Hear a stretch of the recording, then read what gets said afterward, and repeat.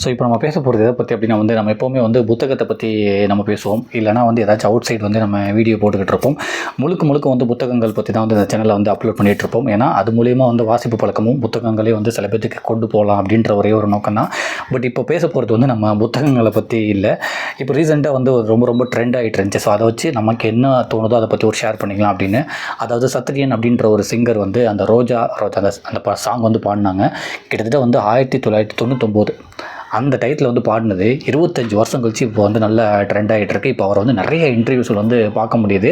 So நம்ம இதெல்லாம் பார்க்குறப்ப அவரோட இன்டர்வியூஸ் பார்க்குறப்ப அவர் என்ன சொல்கிறாங்கன்னா, எனக்கு ஸ்டேஜில் நான் நிறைய பர்ஃபார்ம் பண்ணியிருக்கேன், படத்துலையுமே நான் நிறைய பாடியிருக்கேன். பட் ஆனால் நிறைய ஏற்றத்தாழ்வுகள் இங்கே இருக்குது.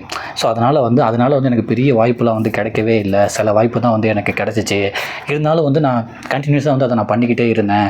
ஸோ உங்களுக்கு இந்த சாங் நான் மேடையில் பாடின சாங் தான் தெரியுது. பட் நான் நிறைய சாங் பாடியிருக்கேன்னு சொல்லிட்டு அவர் வசூல் ராஜா படமாக இருக்கட்டும், நிறைய படங்களை அவர் சொல்லிகிட்டே இருக்கார். தாரத்தப்பட்டை, அதுக்கப்புறம் தெலுங்கில் நிறைய பாட்டு இளையராஜா அவர்கள் கூடவே பாடியிருக்காங்க அப்படின்னு சொல்லிட்டு நிறைய விஷயத்தை இப்போ தான் ஒன்று சொல்கிறாங்க.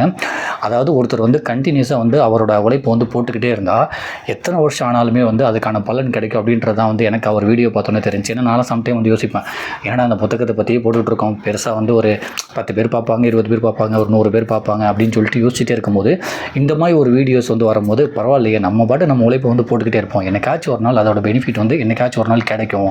பட் நம்ம அந்த கண்டினியூஸாக பண்ணிக்கிட்டே இருக்கணும், அதை விட்டுறக்கூடாது. ஏன்னா நிறைய இன்டர்வியூஸ்லாம் நம்ம பார்க்குறப்ப தெரியும், நீங்கள் அந்த உழைப்பை போட்டுக்கிட்டே இருங்க. சப்போஸ் அது சரியாக ரீச் ஆகலைன்னா அதில் ஏதாச்சும் ஒரு சேஞ்ச் பண்ண முடியுமா, ஓகே இதுலேருந்து வேறு ஏதாச்சும் சேஞ்ச் பண்ணால் ஒரு ரீச் கிடைக்குமான்னு சொல்லிட்டு அதில் ஏதாச்சும் ஒரு அப்டேட் ஆகிட்டே இருங்க, அதை பெட்டராக பண்ணிட்டே இருங்க. ஆனால் நீங்கள் பாதியிலே விட்டுட்டு போயிட்டீங்கன்னா அது என்னைக்காச்சும் ஒரு நாள் ரீச் ஆகி உங்கள்கிட்ட வர்றப்போ உங்களால் ரெடியாக இருக்க முடியாது. ஏன்னா நீங்கள் அதை விட்டு எப்போ நவுந்து போயிருப்பீங்க, உங்களால் அது நீங்கள் ரெடியாக இருக்க முடியாதுன்னு சொல்லிட்டு நிறைய விஷயம் நம்மளுமே நிறைய இன்டர்வியூஸ் பார்த்துருப்போம். ஸோ இவரோட இன்டர்வியூஸ்லாம் பார்க்கும்போது அதான் சொல்ல வராரு. ஸோ நீங்கள் கண்டினியூஸாக பண்ணிக்கிட்டே இருங்க. நாங்கள் பெரிய டேரக்டர்லாம் ஒர்க் பண்ணியிருக்கேன். பட் ஆனால் எனக்கு ஒரு சரியான பிளேஸ் கிடைக்கல. இனிமேல் ஏஆர் ரஹ்மான் அவர் எனக்கு எட்டாத கனியாக தான் இருக்கார். இருந்தாலுமே நான் கண்டினியூஸாக பண்ணிக்கிட்டே இருந்தேன். என்னோடய ஒய்ஃப் ஒரு நாள் சொன்னாங்க, கண்டிப்பாக ஒரு நாள் நீ அச்சீவ் பண்ணுவேன்னு. கிட்டத்தட்ட நான் 1999 2000 காலகட்டத்தில் ஒரு ஸ்டேஜில் பாடின பாட்டு இப்போ 25 வருஷத்துக்கு அப்புறம் எனக்கு ட்ரெண்ட் ஆகுது. எனக்கே 10 மணி நேரத்துக்கு அப்புறம் தான் எனக்கு தெரிஞ்சு. ஏன்னா ஒரே நாளிலே ஒரு 1 மில்லியன் வியூஸ் போகுது. அதுக்கப்புறம் எல்லாமே எனக்கு இன்ஃபார்ம் பண்ணாங்க. அப்போ தான் தெரியுது அது என்னோட சாங் தான் ரொம்ப ட்ரெண்ட் ஆகி போயிட்டுருக்குன்னு. இப்போ எனக்கு ரொம்ப சந்தோஷமாக இருக்குன்னு சொல்லி ரொம்ப எமோஷ்னலாக சொல்கிறாரு. கிட்டத்தட்ட அவர் என்றைக்கோ பாடின அந்த ஒரு மேடையில் பாடினது 25 வருஷம் கழிச்சு ட்ரெண்ட் ஆகிருக்கு. இப்போ அவர் பண்ண ஒர்க் எல்லாத்தையுமே தேடி பார்க்குறாங்க. அவருமே இன்டர்வியூஸில் நிறைய எமோஷ்னலாக பேசுகிறாரு, ரொம்ப பாசிட்டிவாக பேசுகிறாரு. நீங்கள் விட்டுறாதீங்க, நீங்கள் தொடர்ந்து உழைச்சிக்கிட்டே இருங்க அப்படின்றாரு. அதாவது யாரை மென்ஷன் பண்ணுறாருன்னா இளையராஜா மாதிரி ஒருத்தவங்களை மென்ஷன் பண்ணுறாரு. ஸோ நீங்கள் அந்த சாதி ரீதியாகவும் நிறைய அடக்குமுறை உங்களுக்கு இருந்தாலுமே பட் ஆனால் இளையராஜான்னு ஒருத்தர் எந்த மாதிரி இடத்துல பிறந்து இப்போ எந்த மாதிரி இடத்துல இருக்காரு, அவரோட ஒர்க்கு ஸ்கில்லை செம்மையாக டெவலப் பண்ணிக்கிட்டாரு. இப்போ எல்லாமே அவர் சொல்கிறது கேட்குற அளவுக்கு போயிட்டாங்க. அவரோட விஷயத்தில் அந்த ஜாதியவோ அந்த சமூகத்தையோ யாருமே எதுவுமே பார்த்துக்கிறது இல்லை. அவர் தான் அதுக்கு உதாரணம். நான் அவரை வச்சு தான் போய்கிட்டு இருக்கேன். ஸோ நமக்கு என்ன தான் ஒரு அடக்குமுறை வந்தாலும், என்ன தான் அந்த பிரிவினை நம்மளை நீ இப்படி தான் இருக்கணும், நீ இப்படி தான் இருக்கணும், நீ இப்படி பண்ணக்கூடாது அப்படின்னு சொல்லி நம்ம சார்ந்த விஷயங்கள், சமூகம் ஜாதி சார்ந்த விஷயங்களை வச்சு நம்மளை ஒடுக்கினாலும் நம்ம ஸ்கில்லு டெவலப் பண்ணி நம்ம என்ன பண்ணிகிட்டு இருக்கோமோ அதை கண்டினியூஸாக பண்ணிக்கிட்டே இருந்து சில விஷயத்தை பெட்டராக பண்ணிக்கிட்டே இருந்தால் கண்டிப்பாக ஒரு நாள் அச்சீவ் பண்ணலாம். இளையராஜா அந்த இடத்துல தான் இருக்கார். ஸோ நானுமே அதுதான் நினச்சிக்கிட்டே இருந்தேன். நான் கண்டினியூஸாக பண்ணிக்கிட்டே இருந்தேன். இப்போ நான் 25 வருஷத்துக்கு முன்னாடி உள்ள நடந்தது இப்போ எனக்கு ட்ரெண்ட் ஆகிட்டு இருக்கேன். ஸோ ரொம்ப எமோஷனலாக அவர் அந்த விஷயத்தை ஷேர் பண்ணிகிட்டு இருக்காரு.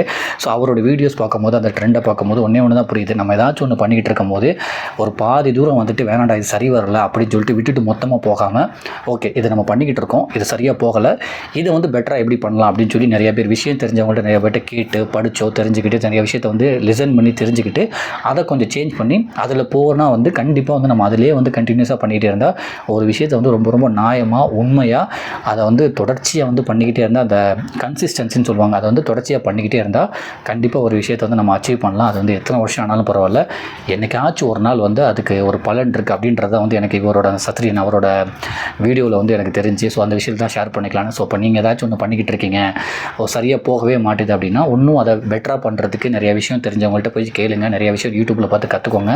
அதை வந்து கண்டினியூஸாக பண்ணிகிட்டே இருங்க. பட் என்னைக்காச்சும் ஒரு நாள் அதோட பலன் கிடைக்கும். நம்ம நினைக்கலாம் 25 வருஷம் கழிச்சு பலன் கிடைச்சா என்ன கிடைக்கலன்னு, பட் அட்லீஸ்ட் 25 வருஷம் கழிச்சு ஒருத்தர் கிடச்சிருக்கு. அவரோட 20 வருஷத்தை வந்து ஒர்க்கை இப்போ பார்க்க ஆரம்பிக்கிறாங்க. இப்போ அவருக்கு இதை வச்சு நிறைய ஆப்பர்ச்சுனிட்டிஸ் வந்து கிடைக்கும். நிறைய இன்டர்வியூ வந்து கொடுத்துட்ருக்காரு. ஸோ அவர் வந்து இப்போ வந்து ட்ரெண்ட் ஆகிட்டு இருக்காரு. இன்னொன்று வந்து ஒரு இத்தனை வருஷம் கழிச்சு கிடைக்கும் போது அதை வந்து சரியாக பயன்படுத்திக்கிறாரு. அவர் வந்து ரொம்ப ரொம்ப பில்டப் பண்ணியும் இல்லை வந்து நான் இப்படி தான் எனக்கு அப்போவே தெரியும் இப்படி ஆகும்னு, நான் யார் தெரியுமா அப்படின்லாம் வந்து அதை வந்து அவருக்கு கிடைச்ச வந்து அந்த ஒரு பிரபலத்தை வந்து ரொம்ப ரொம்ப தப்பாக யூஸ் பண்ணாமல் ரொம்ப ரொம்ப கரெக்டாக, ரொம்ப நேர்மையாக, ரொம்ப அழகாக, ரொம்ப ரொம்ப அடக்கமாக, அவ்வளோ அழகாக வந்து பேசுகிறாரு. எனக்கு இந்த மாதிரி எங்கள் மனைவி சொன்னாங்க, எவ்வளோ பேர் நெகட்டிவாக சொன்னாலும் என் மனைவி சொன்னாங்க, பட் இப்போ நடந்திருக்கு, பரவாயில்ல, நான் நிறையா படம் பண்ணியிருக்கேன்னு சொல்லி இப்போ அவர் பாடின படங்கள் எல்லாத்தையுமே வந்து சொல்லிக்கிட்டு இருக்காங்க. அவரோட ஆசைகளை வந்து சொல்லிகிட்டு இருக்காரு, அவரோட பிளான்ஸ் வந்து சொல்லிகிட்டு இருக்காரு. ரொம்ப ரொம்ப தேங்க் பண்ணுறாரு எல்லாத்துக்குமே.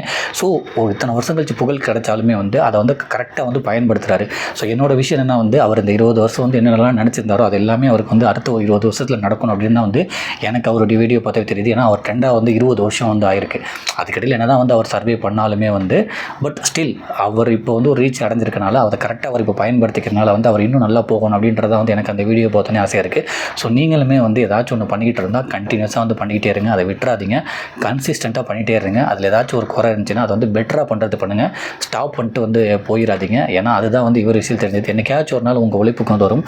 இப்போ இந்த கூமாப்பட்டி எடுத்துக்கோங்க, அவர் வந்து ஒரு இதாக போட்டுக்கிட்டே இருந்தார். டக்குன்னு ஒரு இடத்துல வந்து அவர் ரீச் கிடச்சிச்சு, ஒரு டிவிக்கெலாம் போனார். பட் ஆனால் இப்போ அவர் இன்டர்வியூஸ்லாம் பார்த்தா ரொம்ப ரொம்ப சரியாக பயன்படுத்துகிறாரு. அவர் இன்டர்வியூஸில் வந்து அவரோட பேச்சாக இருக்கட்டும் ரொம்ப ரொம்ப மெச்சூரிட்டி தெரியுது, ஒரு பில்டப் இல்லை, அதெல்லாம் இல்லை.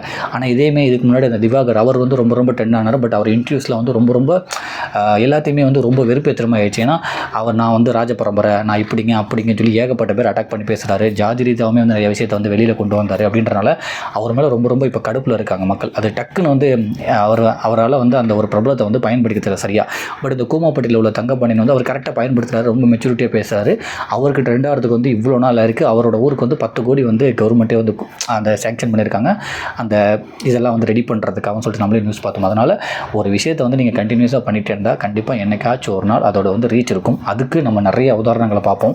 அதில் வந்து இப்போ இவர் பாட்டு பாடின சத்திரியன், அப்புறம் வந்து அந்த கூமாப்பட்டி அவராக இருக்கட்டும், ஜிபி புத்துமே வந்து டக்குன்னு ஒரு இடத்துல வந்து ட்ரெண்ட் ஆனார். இப்போ வந்து அவர் இன்டர்வியூஸில் வந்து பார்க்குறது கொஞ்சம் நல்லாயிருக்கு. இந்த மாதிரி வந்து கண்டினியூஸாக நீங்கள் பண்ணிகிட்டு இருந்தால் ஒரு நாள் உங்களை வந்து ஒரு இடத்துல வந்து கொண்டு போய் வைக்கும். அப்போதைக்கு நீங்கள் ரெடியாக இருங்க. அதை நீங்கள் கண்டினியூஸாக பண்ணிகிட்டு இருந்தால் தான் அப்போ வர ஆப்பர்ச்சுனிட்டிக்கு வந்து உங்களால் ரெடியாக அக்செப்ட் பண்ணிக்க முடியும், அதை வந்து பர்ஃபார்ம் பண்ணிக்க முடியும், அதை வந்து நம்மளால் யூஸ் பண்ணிக்க முடியும். நீங்கள் பாதியிலே விட்டுட்டு போயிட்டு ஒரு 10 வருஷம் கழிச்சு ட்ரெண்ட் ஆகி வந்தீங்கன்னா அந்த 10 வருஷத்தில் நீங்கள் கேப் விட்டுட்டிங்கன்னா நீங்கள் வந்து உங்களுக்கு வர ஆப்பர்ச்சுனிட்டிஸ் வந்து உங்களால் ரெடியாக இருக்க முடியாது. ஸோ அதனால் கண்டினியூஸாக பண்ணுங்கள். ஏதாச்சும் குறை இருந்தால் அதை வந்து பெட்டராக என்னென்னலாம் பண்ணலாம்னு சொல்லிட்டு பண்ணிட்டு பண்ணுங்கள். பட் கண்டிப்பாக நம்ம வந்து உண்மையாக நேர்மையாக ஒரு விஷயத்துக்காக உழைச்சா அது கண்டிப்பாக கிடைக்குன்றது தான் வந்து இவங்க விஷயத்தெல்லாம் நான் கற்றுக்கிட்டது. ஸோ அதை தான் வந்து ஷேர் பண்ணிக்கலான்னு. நன்றி.